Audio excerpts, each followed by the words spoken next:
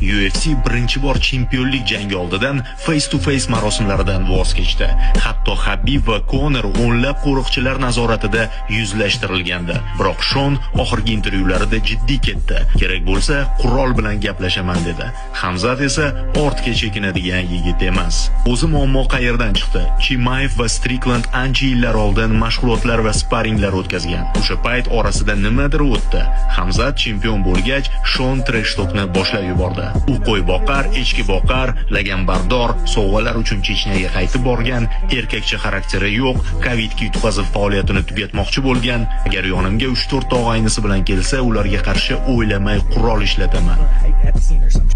Bu hali bir qismi. Chimaev trash-tokda uncha faol emas. U Shonni yolg'onda, gapiga javob bermaslikda aybladi.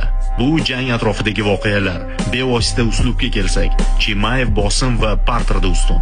Strickland yaxshi kardioga ega, stoykada tartibli ishlaydi, zarba ko'tara oladi. Boksi intensiv, zarbalarni aniq va maqsadli beradi. Janggacha o'yinni boshlaydi va raqibining teri hamda ong ostiga kirishga urinadi. Chegaradan chiqishi ham mumkin. Du Plessis bilan bo'lgan